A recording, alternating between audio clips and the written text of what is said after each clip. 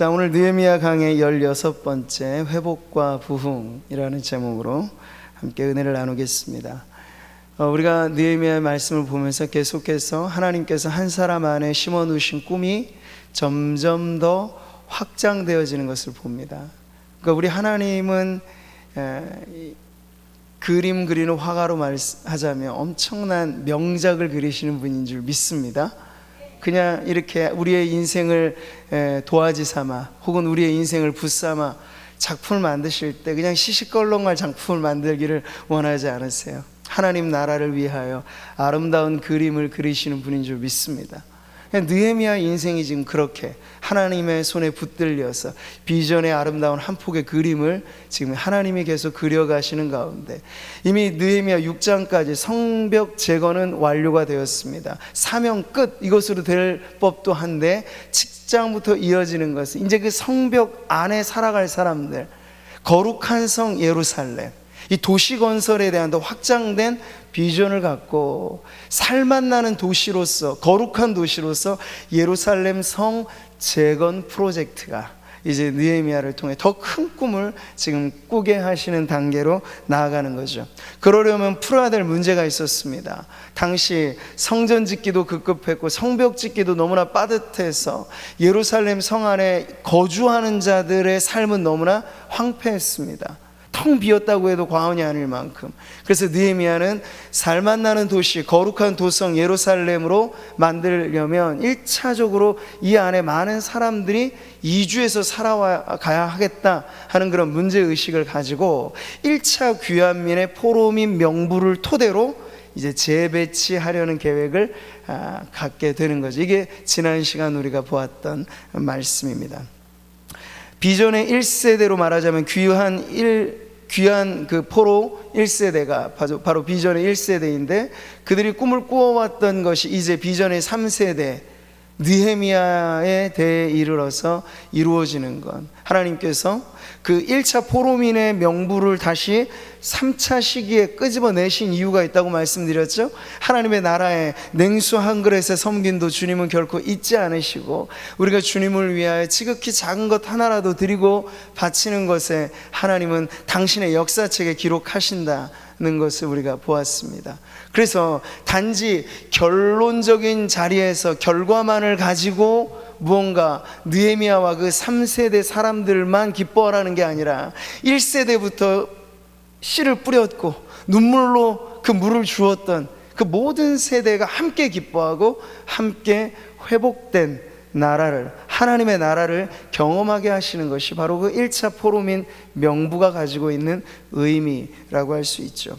자, 오늘은 이제 그 명부에서 시작해서 또 새로운 전환으로 이어갈 때 회복된 백성들이 어떻게 더 크게 부흥케 되어지는가 하는 명장면으로 오늘 말씀이 우리를 초대하고 안내하고 있습니다. 1절의 말씀을 여러분 같이 한번 더 읽어보시죠. 이스라엘 자손이 자기들의 성읍에 거주하였더니 7째 달에 이르러 모든 백성이 일제히 수문 앞 광장에 모여 학사 에스라에게 여호와께서 이스라엘에게 명령하신 모세 율법책을 가져오기를 청하매. 자, 우리가 오늘 본문을 이해하려면요, 과일로 말하면 먼저 단단한 껍질을 먼저 까고 알맹이를 드셔야 된다고 말씀을 드리고 싶어요. 왜냐하면 해결해야 될 난점이 하나 있어요. 그냥 이 말씀 자체를 우리가 자연스럽게 읽어가면 이게 무슨 어려운 문제가 있을까 싶은데 역사 시대상의 배치가 조금 어려운 대목이 오늘 본문 내용이거든요. 먼저 우리는 이 느헤미야의 기록 자체는 매우 자연스럽게 그 흐름을 이어가고 있다는 것을 봅니다.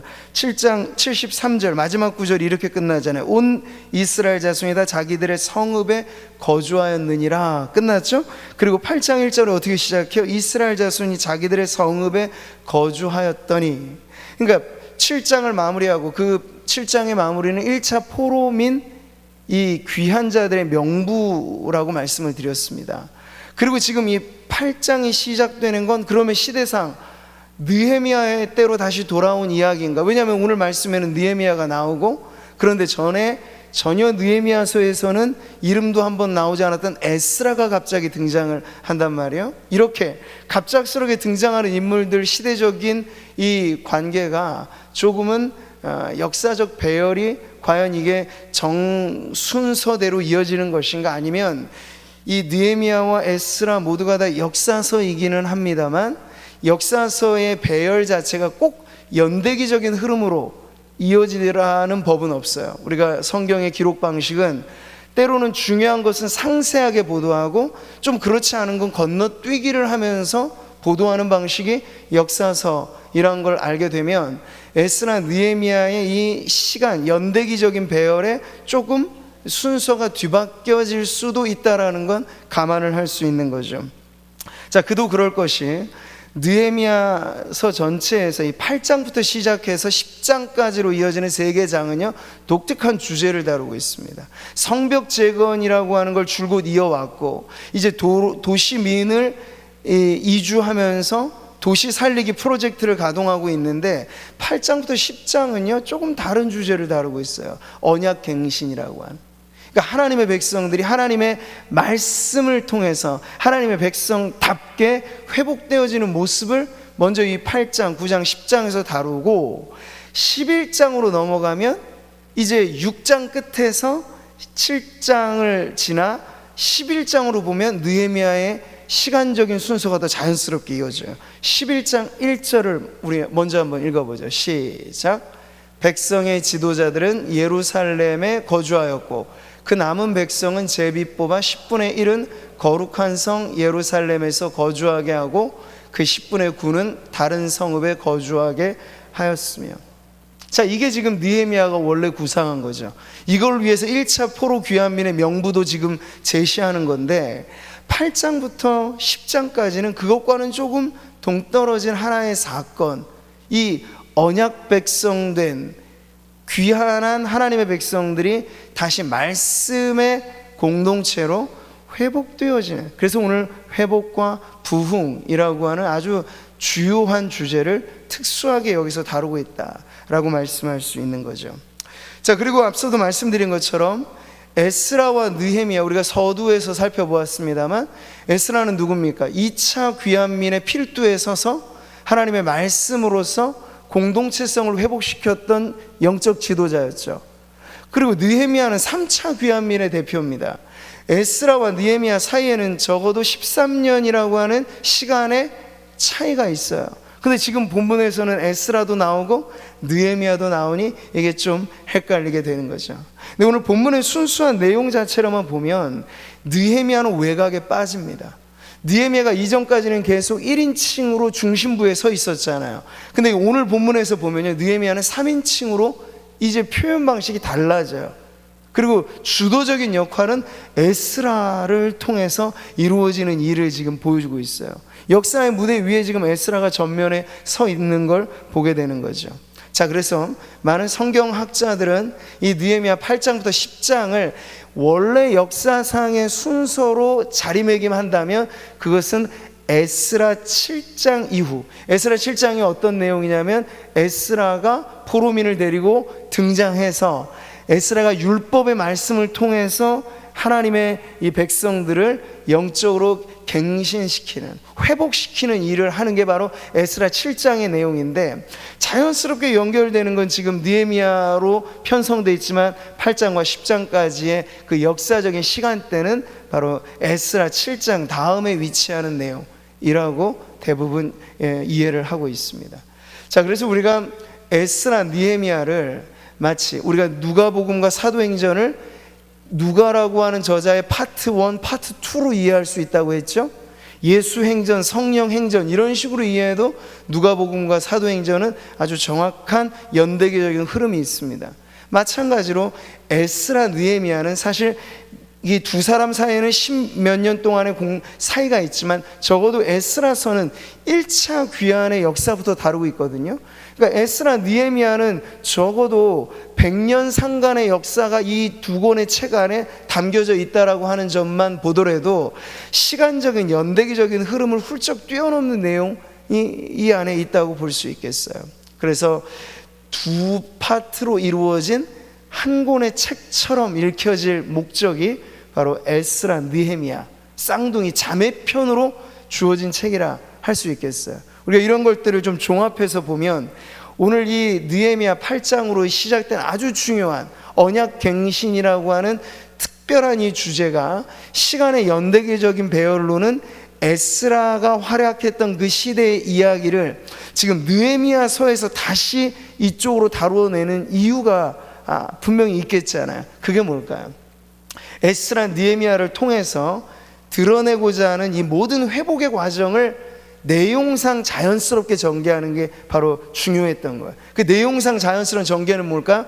1차 귀환민들의 역할은 성전 재건, 3차 귀환민들의 역사는 성벽 재건. 그런데 그 중간에 2차 귀환민으로서 에스라의 활약은 시기적으로는 그 중간에 있지만 가장 사실 핵심이 될 만한 그 하드웨어와 같은 건물, 성벽 그 안에 살아갈 정작 중요한 하나님의 언약 백성들의 영적인 회복을 다루는 것이 2차 귀환의 가장 중요한 역사였습니다.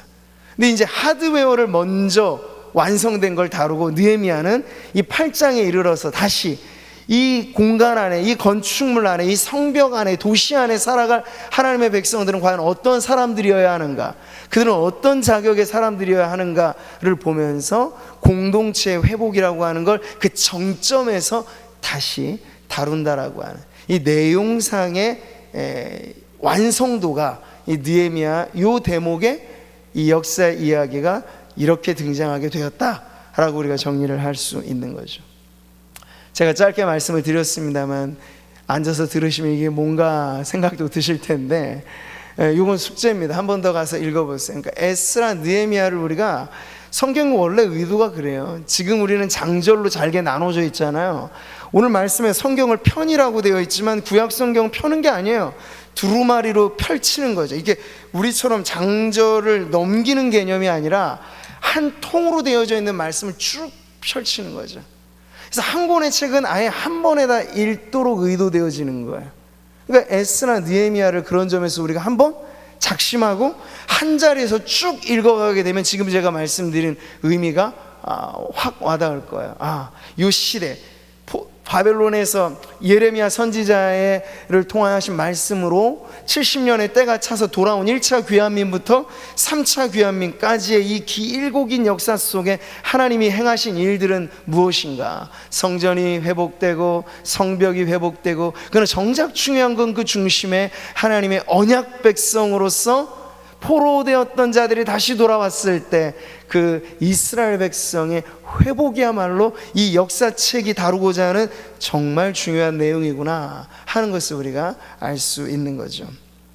자, 이렇게 외형이 복구된 이후에 흐름은 자연스럽게 공동체의 회복으로 나아가고 있다라고 하는 걸 우리가 앞선 내용으로 살피고, 그 다음에 이제 우리가 눈여겨보는 본문의 이 내용 자체는 어렵지 않습니다. 이해하기가 전혀 어려운 말씀들은 아니에요. 그냥 한번 읽어보는 것만으로도 엄청나게 이 안에 은혜의 보화가 담겨져 있는 말씀인데요. 왜냐하면 이 안에 이제 물론 앞서서 활약하는 이는 에스라라고 하는 하나님의 종이에요. 학사 겸 제사장. 학사는 누굽니까? 서기관이에요. 말씀을 가르치는 자. 근데 이 이중직을 감당하면서 에스라라고 하는 이 인물이 활약을 하는데, 에스라서에서의 표현 방식과 지금 느헤미야는 조금 달라요. 어떻게 다른가? 주도적인 위치에 있는 사람들이 에스라라기보다는 백성들로서 지금 무게중심이 바뀌어져 있다는 거예요. 자, 1절의 말씀을 여러분 다시 한번 그런 점에서 백성들이 지금 주체가 되었다 하는 걸 기억하시고 다시 한번 읽어보시죠. 시작.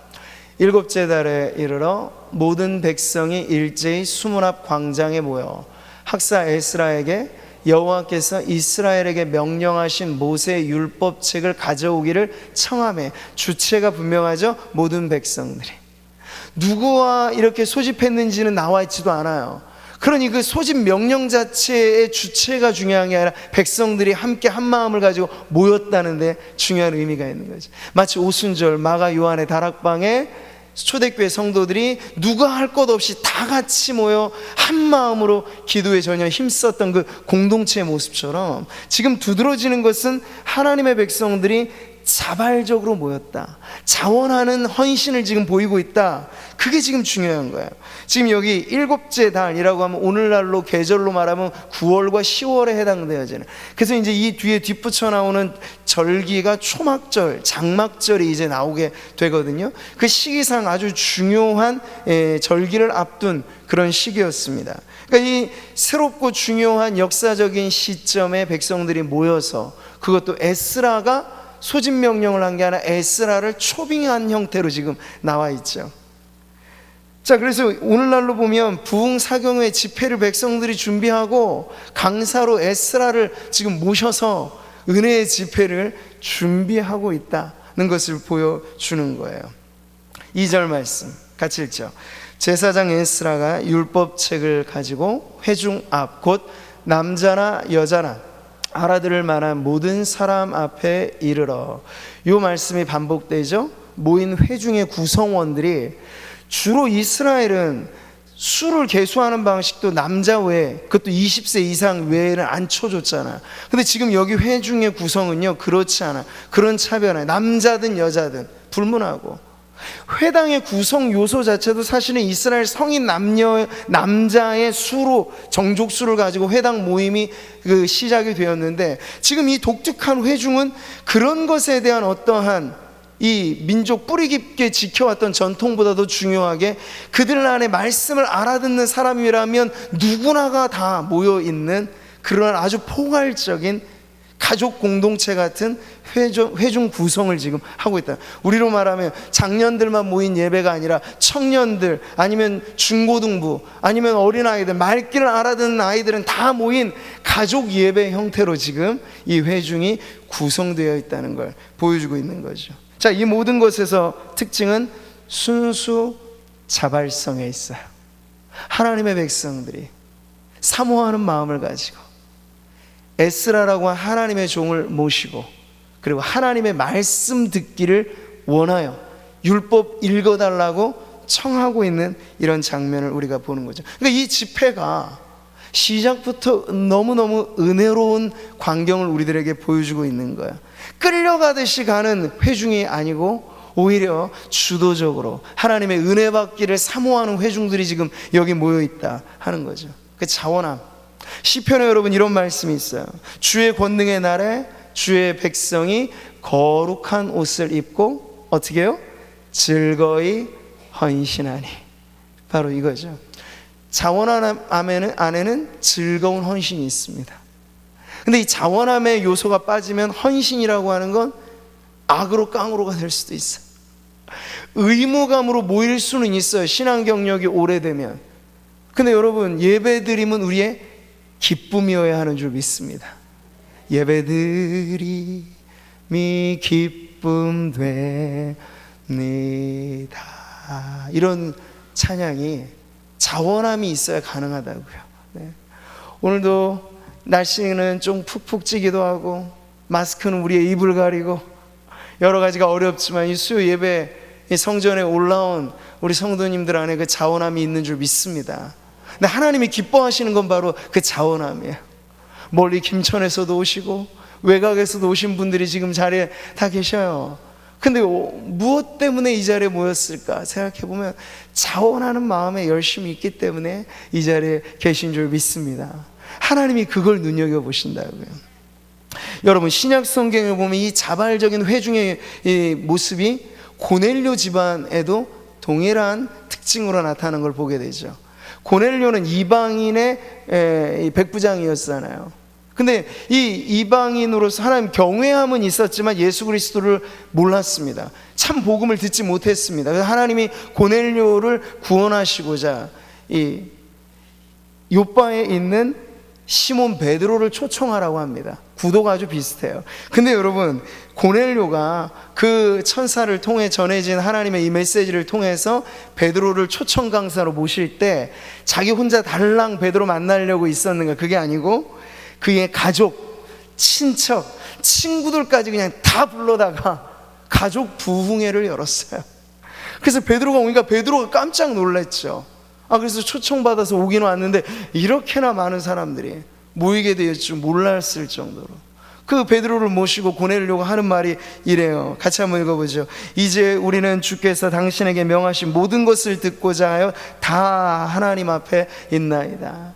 가족과 친척과 친구들을 다 불러다가 고넬료 한 사람의 이 열심이 얼마나 대단했던가를 보세요. 구원에 대한 열정, 내가 말씀대로 은혜 받고자 하는 것만이 아니라 내 가족, 내 친척, 내 친구들 하나님의 이 은혜의 자리에 함께 불러서 은혜 받게 해야지. 이 아름다운 마음을 보시라고요. 저는 오늘 우리의 마음 가운데도 이와 같은 자원함이 우리 자신뿐만 아니라 고넬료처럼 우리의 가족, 우리의 친척, 우리의 친구, 우리의 동료, 우리의 이웃에게까지 은혜의 파장 동시머리 계속해서 열려지게 되기를 축복합니다. 코로나 시대에도 전도는 돼야 하는 줄 믿습니다. 저희가 아직 좀 정책적으로 처음에 이 이단 신천지로부터 발발한 문제 때문에 교회가 대부분 대구 경북권 안에 새가족을 등록을 일시적으로 저희가 받고 있지 않습니다. 좀 위험 요소가 있어서. 근데 이제 한 7월 정도 되면 우리가 그런 부분들을 조금 더 지금 사역 여러 가지들을 풀어가고 있으니까 지금 새가족으로 참여는 하시는데 등록하지 못한 분들이 누적되어 계신 분들이 계세요. 그래서 앞으로 이제 그렇게 새가족 환영도 다시 재개를 할 텐데, 중요한 건 전도라고 하는 건 역시도 다름이 아니에요.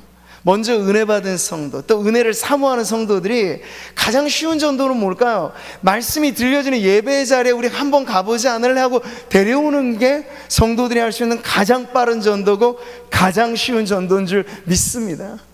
내가 처음부터 끝까지 복음의 전모를 다 내가 전하려고 하면 이거 많이 어렵잖아요. 근데 그렇지 않고 내가 은혜 받는 자리, 또 은혜 받고 싶어하는 자리에 너도 같이 가지 않을래 하고 데려오기만 하여도 여러분 고넬료 집안에 모여있는 그 모든 사람들에게 성령이 임하신 것을 보시기 바랍니다. 오늘도 여기 수문 앞 광장에 모여있는 남자나 여자나 말길 알아듣는 어린 아이들까지 포함한 이 모든 회중 안에 어떠한 역사가 일어났는지를 보면 하나님은 이렇게 자원하는 열심을 가지고 은혜 받기를 사모하는 회중들에게 특별한 은혜를 부어주시는 분이라 하는 것을 오늘 말씀 우리들에게 전해주고 있습니다. 다시 한번 오늘 이 대목에서 우리가 점검해야 될 건, 예배하는 모든 자리마다 누가 억지로가 아니라 누가 나 지켜보니까 의무적으로 예배에 나오려고 하면 목사인 저 같은 사람이 제일 의무감으로 나오겠죠. 제가 안 오면 예배가 지금 이 말씀 누가 전할까요? 그러니까 그런 의무감만으로 하면 직분자로서 목회자들이 제일 의무감으로 예배하기 쉬운 자리에 있어요. 제일 위험한 자리죠. 근데 그러지 않도록 하려면 즐거움이 필요해요. 우리 장로님들, 권사님들, 장례 집사님들, 서리 집사님, 모든 성도님들 안에 예배드리러 오는 내 내적인 동기가 누가나 체크하는 사람 아무도 없어요. 근데 하나님이 우리를 보고 계시죠. 근데 어떤 마음 가지고 오나, 하나님께서 기대하는 마음으로 우리를 기다리고 계시는데, 그 앞에 우리가 다윗과 같이, 다윗이 이렇게 말하잖아요. 주의 구원의 즐거움을 내게 회복시켜 주시고 어떤 심령을 구하죠? 자원하는 심령을 주사 나를 붙드소서. 기꺼운 마음이에요. 즐거운 마음이에요. 오고 싶어서 오는 발걸음. 그러니 누가 막아요 이거? 그러니까 오늘 이 자리에 적어도 오신 분들은, 불편을 감수하고라도 이 자리에 오신 분들은 코로나도 못 막는 거잖아요. 우리의 이 자원하는 열정, 하나님을 향하여 함께 모여 예배하고자 하는 이 자원하는 즐거움을, 또 주님은 이것을 눈여겨보시고 우리 교회가, 또 한국의 많은 교회들이 지금 여러 가지 어려운 상황 가운데 이 예배당 예배를 드리고 있는데 하나님이 지켜 보호해 주시는 거예요. 자원하는 예배자들 안에 하나님의 특별한 은혜가 있는 줄 믿으시기 바랍니다. 자, 오늘 우리는 이런 은혜의 전조를 보는 거예요. 먼저 백성들이 소집하고 스스로 누가 할 것 없이, 그리고 은혜의 자취를 열어서 에스라를 지금 초대한 이 장면.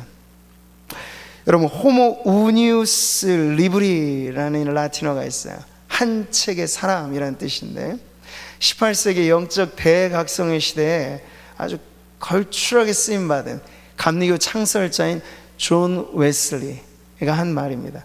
그는 세계는 나의 교구라는 목회 슬로건을 가지고 엄청난 포부를 크게 하여, 그러니까 지금까지도 그 18세기에 창설된 감리교라고 하는 교단이 지금도 명맥을 유지하고 쭉 오고 있잖아요.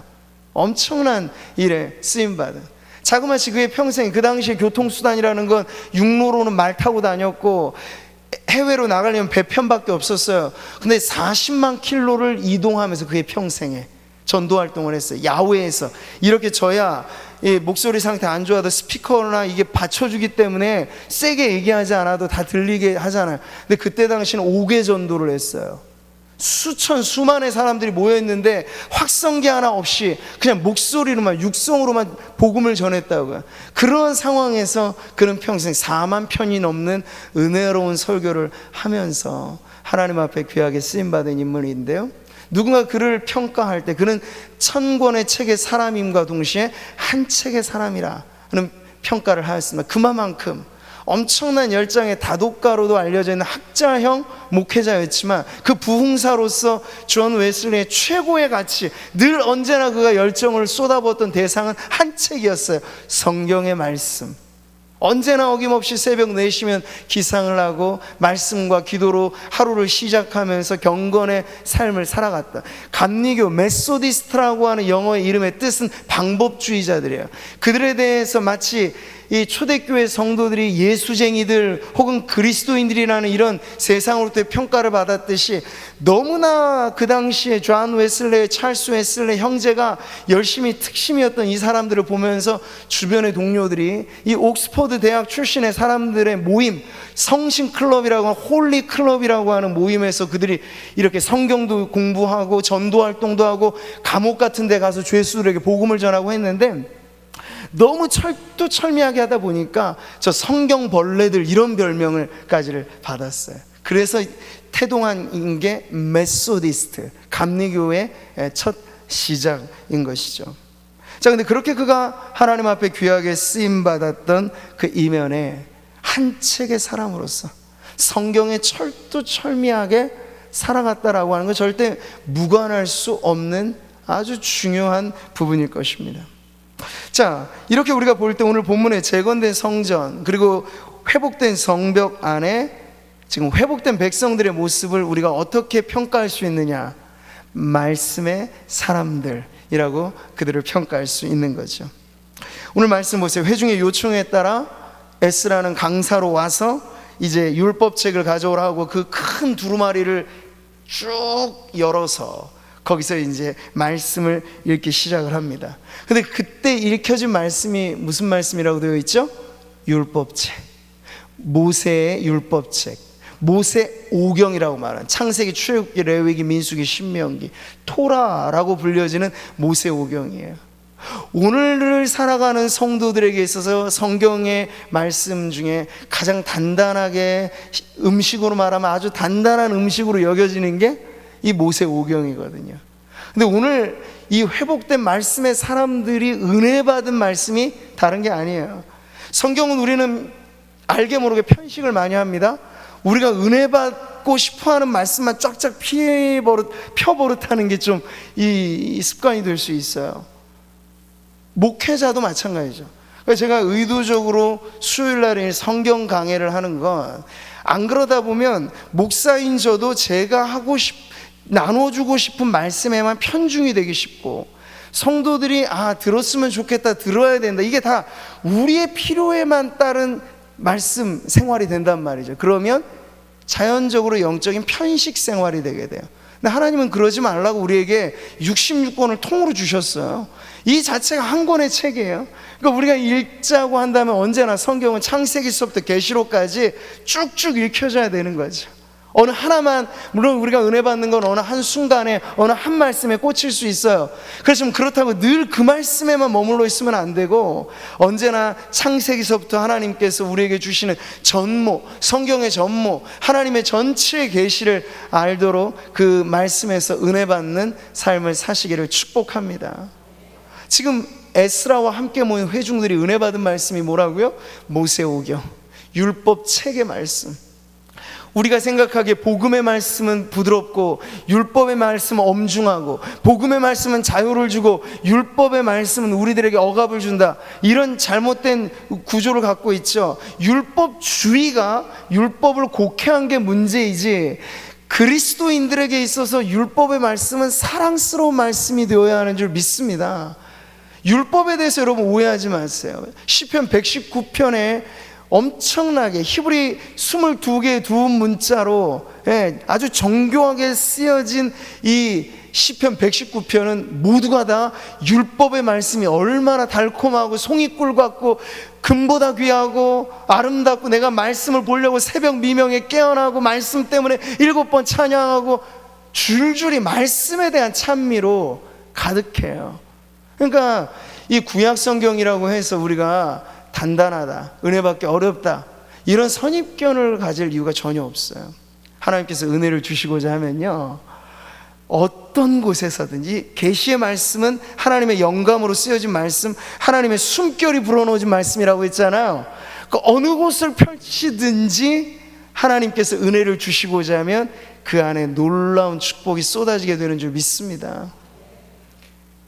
몇 번 여러분 들어보셨을 이야기일 텐데요, 초대 교부 중에 잘 알려진 어거스틴이 회심하게 될 때, 그가 회심하게 할 때 하나님께서 사용하신 본문 말씀이 로마서 13장 11절부터 14절 말씀. 근데 그 말씀을 펼쳐보면 웬간해선 이 말씀 보면서 야, 정말 눈물 뚝뚝 흘리고 은혜 받았다, 회심했다, 돌이켰다 하기가 우리로서는 쉬워 보이지 않는 말씀인데, 하나님께서 그 말씀에 성령의 조명과 그리고 은혜를 듬뿍 부어주시니까 이 방탕자의 대표였던, 젊은 시절에 사생활을 놓았고 이단에 심취해서 신앙의 엄마 못에 마음의 대못을 몇 개나 박았던 그 방탕한 아들이 하나님께서 한순간 열어서 읽어라, 집어서 읽어라, 이러한 소리를 듣고 딱 펼쳐보니까 그 말씀이었는데, 그 말씀이 낙과 같이 단정 행하고 정욕에 한눈 팔지 말고, 그러니까 어거스틴에게는 너무나 그의 내적 갈등에 정확하게 와닿는 말씀을 하나님께서 마치 콕 찍어다가 그에게 주신 것처럼 정확하게 들려진 거죠. 그래서 그 말씀을 통해서 뒤집어진 거예요. 자, 얼마든지 하나님의 말씀은 우리가 선별하지 않고 우리가 가감하지 않고 하나님의 말씀 그 자체가 은혜로 역사하게 되는 줄 믿으시기 바랍니다. 자, 이렇게 말씀에 귀 기울이는 모든 순서로 채워졌는데 3절의 말씀을 보면요, 이들의 시간이 자그마치 새벽부터 정오까지, 수문 앞 광장에서 새벽부터 정오까지 남자나 여자나 알아들을 만한 모든 사람 앞에서 율법책을 읽었다고 하고 있어요. 그러니까 여러분 이 말씀을 잘 새겨보세요. 그러니까 저는 이 에스라의 율법 낭독과 그리고 그 당시 디아스포라인으로서 모여왔을 때 원래 그들의 일상 언어였던 아람어로 서로 대화를 많이 했을 터인데, 성경은 히브리어로 쓰여졌기 때문에 이제 히브리어 자체가 좀 생소하게 여겨지는 사람들도 몇몇 있었던 것 같아요. 그래서 에스라는 레위인들, 여기 많은 명부에 나와 있는 사람들 있죠? 이 사람들에게 회중들을 돌아다니면서 이 히브리어를 잘 알아듣지 못하는 사람들이 있으면 그걸 좀 알아듣도록 통역을 해달라, 이런 식으로 해서 지금 이 장장 5-6시간에 걸친 강론의 시간이 우리가 흔히 생각하듯이 한국형 부흥회하고는 전혀 좀 다르게 진행이 된 거야. 우리는 보면 부흥사 한 명 딱 보면 그 부흥사의 능력치는 얼만큼 회중을 들었다 놨다 하는데 달려있고, 죄송합니다만 예전에는 그랬어요. 그렇게 해서 성도들이 얼만큼 헌신하게 만드냐, 그게 그 부흥사의 능력치로 평가가 되었던 적이 많이 있었죠. 근데 여러분, 에스라의 말씀 강론은 전혀 그런 게 없어요. 인위적이거나 의도적으로 사람들에게 감정에 무언가 기폭제를 꽂고 재미난 거 하나 들려주고 깔깔거리고 웃게 만들고 아니면 울게 만들고 그렇게 감정에 호소하는 내용은 지금 아무것도 없어요. 그냥 단단한 음식 같은 율법 말씀을 여러분 한번 읽어보세요. 창세기부터 만약 신명기까지 우리가 읽는다면 5-6시간 가지고 사실은 모자라죠. 그러니까 이것 자체가 그 충분하리만치 이 모세오경 전체를 읽기에는 긴 시간은 아니었어요. 근데 그 모든 시간을 사족을 빼고 잡다한 거 다 빼고 오직 말씀으로만 지금 에스라는 강독을 하고, 그리고 거기에 알아듣도록 설명한다라고 하는 건 그냥 말씀에 대한 가장 단순한 해설 정도를 하면서 지금 새벽부터 시작된 집회가 정오까지 이어지게 된다는 거. 이거 뭐 누가 집회 콘티를 만든 것도 아니에요. 시장은 있었지만 끝은 없는, 오늘날처럼 우리는 버스 시간이 정확하기 때문에 시작이 있을 뿐만 아니라 끝도 있잖아요. 제 앞에는 늘 저 빨갛게 반짝거리는 시계가 있기 때문에 여러분 앞을 보지만 저는 그 시계를 보면서 지금도 얼마 안 남았어요. 시간이 좀 지나면 아무리 페이지가 남아있어도 여기서 대략 마무리하고 끝내는 적들이 많습니다. 근데 그래야 돼요. 어쩔 수 없는 우리의 현대적인 우리 성도들의 시간의 패턴이 있기 때문에. 근데 당시 사람들은 뭐 우리와 너무 달라서 이 사람들은 뭐 시간도 필요 없고 다 하는 일도 없고 그런 사람들이었기 때문에 5-6시간 이렇게 앉아있겠죠? 아니란 말이야. 뭔가 끌어당김이 있는 거야. 그냥 말씀을 단박하게 전했을 뿐이고 말씀 그 자체를 읽었을 뿐이고.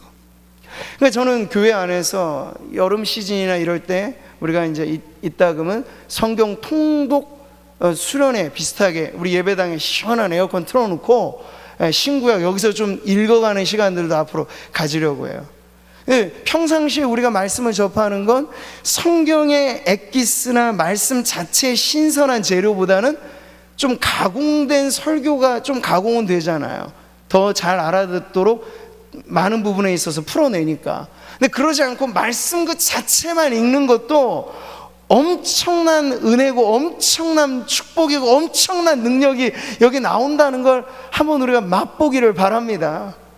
지금 에스라의 회중들은 그 은혜를 누리는 거야. 가공되기 이전에 신선한 재료만으로도 엄청난 지금 은혜를 누리고 있는 모습. 새벽부터 정오까지. 이 집중력이 어디서 생긴 거냔 말이죠. 이 많은 사람들이 모였는데 누구 하나 불평 안 하고, 나 가야 될 시간인데 너 왜 나 붙들어 놓고 있냐고 누구 하나 따지는 사람 없고, 그래서 정오까지 이 자연스럽게 강론의 시간이 이어지게 되었던 것.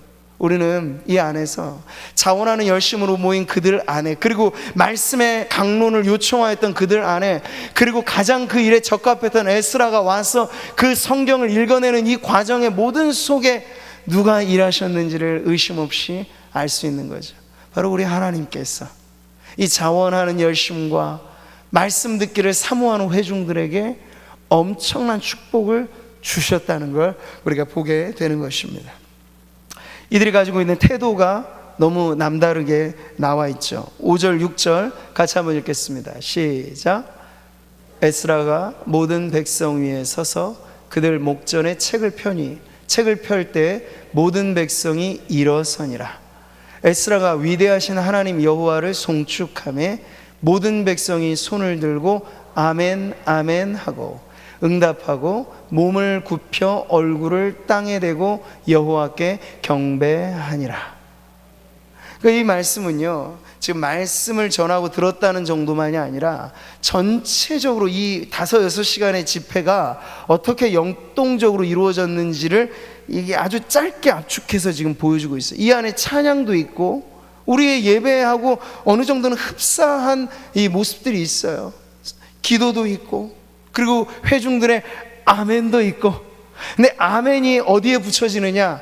내가 감동받아서 아멘이 아니고 하나님의 말씀 그리고 여호와의 이름을 송축하노라 하면 아멘이 나오는 거예요. 할렐루야. 저 우리 성도님들 아멘을 너무 잘하셔서 너무 감사하고 좋은데요, 아멘의 타이밍이 중요합니다. 근데 되도록이면 아멘의 타이밍을 그냥 설교자가 뭔가 포인트를 요 정도 타이밍이면 아멘 하면 좋겠다 라고도 좋지만, 하나님의 말씀이 들려질 때 그리고 하나님의 성호를 높일 때 그때 기가 막히게 아멘으로 화답하시기를 바랍니다. 할렐루야. 이렇게 말이죠. 네. 경외하는 태도가 여기 있어요.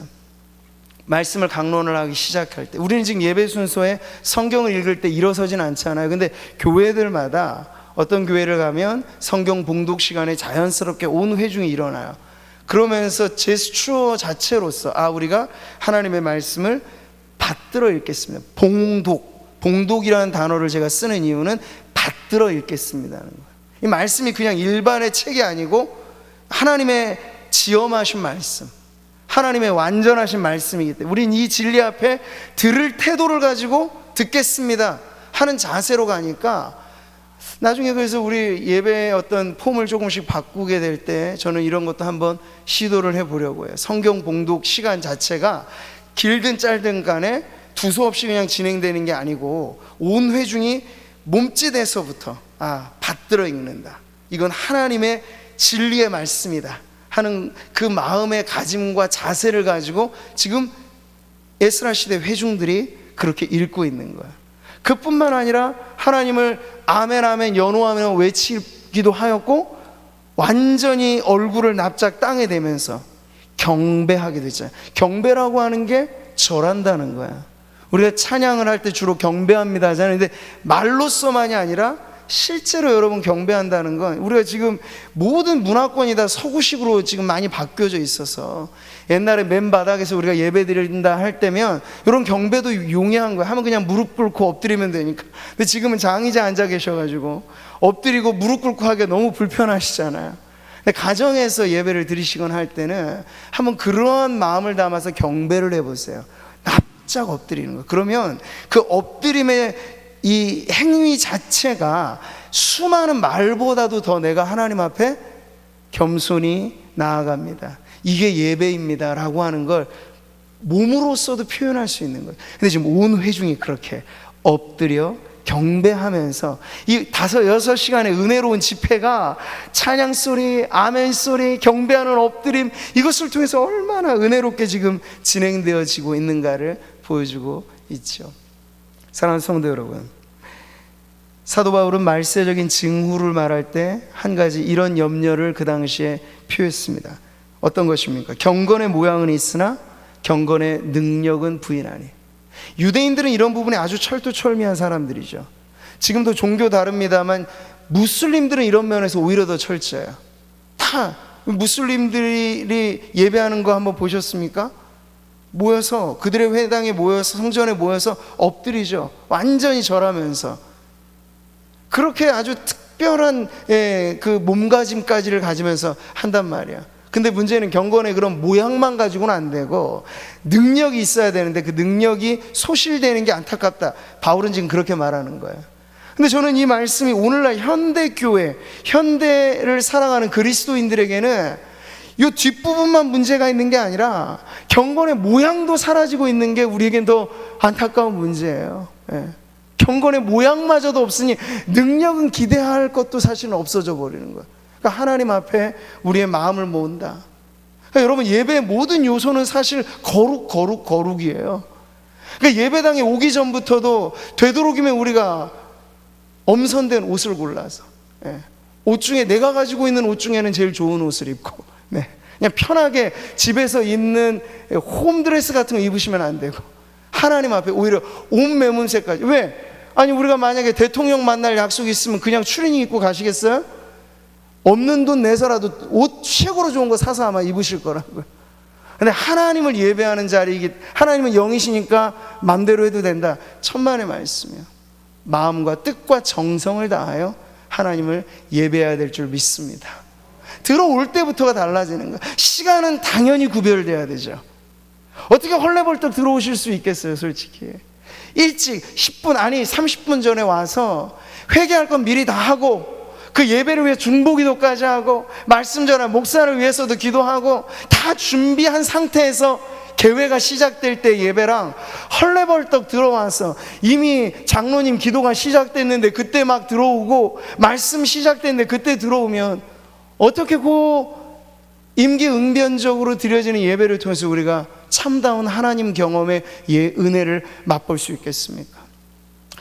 우리 수요 예배에 참여하신 성도님들은 그런 분들이 한 분도 안 계시지만, 근데 우리가 가르쳐야 될 바가 이런 거라고.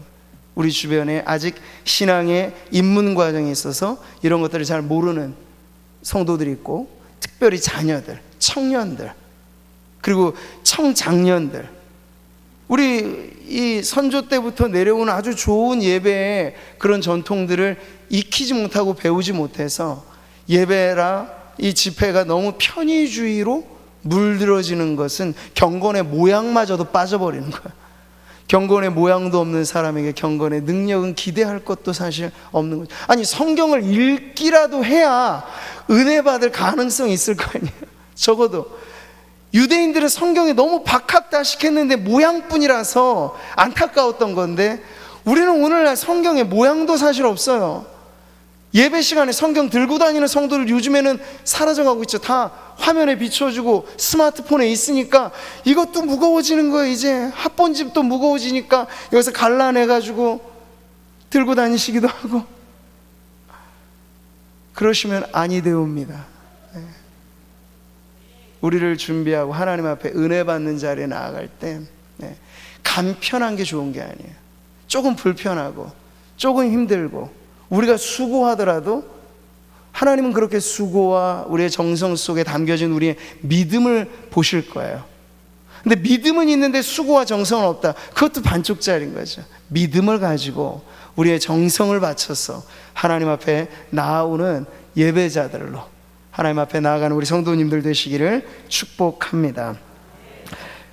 결론부에 오늘 말씀 보시면 이렇게 말씀의 백성들, 태도조차 구별된 이들, 시간을 잊어버리고 말씀에 아예 집중하였던 이들, 새벽부터 모였으니 아침은 어떻게 먹었는지도 모르겠어요? 정오 때 되니까 이제 먹을지 않고는 시간이 어려워서 아마 이 모임이 중단되었지 싶어요. 그만큼 식사 시간조차도 잊을 만큼 엄청난 은혜 안에서 이들이 모였을 때 한 것이라곤 다른 것 아니에요. 왁자질것 요란스러운 오늘날의 그런 집회를 연상하지 않으셔야 돼요. 그런 건 없어요. 그냥 이들은 모여서 말씀을 읽었고 해설하고 듣고. 근데 여러분, 이 말씀을 보면서 반응이 오늘 8절 9절 결론에 이렇게 나오죠. 같이 읽겠습니다. 하나님의 율법책을 낭독하고 그 뜻을 해석하여 백성에게 그 낭독하는 것을 다 깨닫게 하니 백성이 율법의 말씀을 듣고 다 우는지라. 할렐루야. 이게 바로 감화력이라는 거야. 소리쳐 외쳐서 나오는 게 아니에요. 저 같은 목회자는 오해하기 쉬운 거야. 자신의 기교나 자신의 언변이나 강약이나 뭐 아주 쏙 빼놓을 만한 재미난 이야기나 이걸 통해서 은혜가 끼쳐진다고 착각하겠지만요, 진정 은혜 받는 건 하나님의 말씀이면 족합니다. 하나님의 말씀은요 살아있거든요. 그 말씀 자체를 기꺼이 전하고, 성도들이 오히려 수준 있는 성도들은 뭘 원할까요? 가공된 조미료 많이 들어가 있는 음식 원하지 않아요. 그냥 신선한 재료 그 자체를 즐거워할 뿐이겠죠. 단박하더라도 하나님의 말씀이 말씀대로 전해지는 걸 기뻐하는 성도들이 수준 있는 성도들인 줄 믿습니다. 저는 우리 구미 상목의 성도들이 그렇게 수준 있는 성도들이라서 감사합니다. 앞으로도 그렇게 사십시오. 언제나 우리의 예배하면서 나올 때 내가 듣고 싶은 걸 가려 들으려고 하지 마세요. 그런 소리들은 세상에 많아요. 유튜브 몇 번 들으면 감동적인 연설은 많고요, 드라마도 우리에게 심금을 울릴 만한 감동은 주잖아요. 근데 문제는 그게 다 몇 분짜리 감동이라는 거. 근데 하나님이 주시는 감동은 다르다는 거죠. 하나님의 말씀은 어떻다고 말하죠? 살아있고 활력이 있어 좌우의 날선 어떤 검보다도 예리하여, 그 다음 같이 있습니다. 혼과 영과 및 관절과 골수를 찔러 쪼개기까지 하며 또 마음의 생각과 뜻을 판단할. 우리의 전 인격을 뒤집고도 남을 만한 위력이 어디에 있다고요? 하나님의 말씀에 있다. 여러분이 스스로 혼자 집에서 조용히 등불 켜놓고 말씀을 읽을 때 이런 말씀을 기억해 보세요. 목회자가 해설해 주기 이전에 오히려 이 신선한 재료로서 하나님의 말씀이 우리에게 믿음으로 읽혀지면 여러분이 창세기를 읽을 때 은혜가 넘쳐날 줄 믿습니다. 계시록을 읽을 때 이게 두려운 말씀이 아니라 우리에게 위로를 주는 말씀으로 은혜가 넘쳐날 줄 믿습니다. 성경 어느 책을 뽑아내도 이런 점에서 살아있지 않는 말씀은 없어요. 다만 죽은 믿음으로 말씀을 보는 그 사람에게 문제가 있을 뿐이죠. 우리가 살아있는 믿음을 가지고 경외하는 태도를 가지고 하나님의 말씀을 귀히 여기고 사랑하고 그저 하잘것없는 이 세상의 잡다한 정보와 절대 이 말씀의 가치를 비교선상에 두지 않고, 이 세상에 지금까지 존재했던 책들이 만약에 한다면 지구 전체의 무게만큼이나 엄청나게 무게겠죠. 그것을 한쪽에 다 넣어보세요. 그리고 한쪽에는 성경책 하나를 올려놓으면 여전히 성경책의 영적인 무게가 모든 것을 압도할 것입니다. 이런 믿음을 가지고 우리가 하나님의 말씀, 살아있는 그 말씀에 귀 기울여 나아가는, 오늘 느헤미야 본문에 나와 있는 이 은혜 받은 성도들, 은혜 받기 위해 모인 성도들, 은혜 받기 위해 자원한 성도들, 말씀이면 족하다 하는 믿음을 가진 성도들, 이 성도들이 오늘 우리가 되어서 세상이 아무리 변하고 아무리 세상에 좋아 보이는 것 많고 들을 것 많고 좋은 선생들 많고 하더라도 하나님의 말씀과 비교할 것 아무것도 없다는 그 신앙 하나만으로 은혜를 풍성히 받아 누리는 우리 모든 성도님들 되셔서, 한 주간 남은 삶도 말씀과 함께 다시 시작하십시오. 연초에 시작된 성경 읽기가 중간에 끊어지셨다면 다시 끊어진 지점부터 시작하세요. 중요한 건 매일의 양식으로 우리가 이 말씀을 먹느냐 안 먹느냐, 그리고 기왕 말씀을 드실 때 이 세상 어떤 음식보다도 우리에게 영혼을 이롭게 하고 살찌게 하는 영혼의 양식이라 믿고 믿음으로 이 말씀을 대하여서 말씀을 통해서 우리 안에도 개인의 회복과 부흥, 그리고 우리 교회의 회복과 부흥이 말씀을 통하여 넘쳐나게 되기를 주님의 이름으로 축복합니다.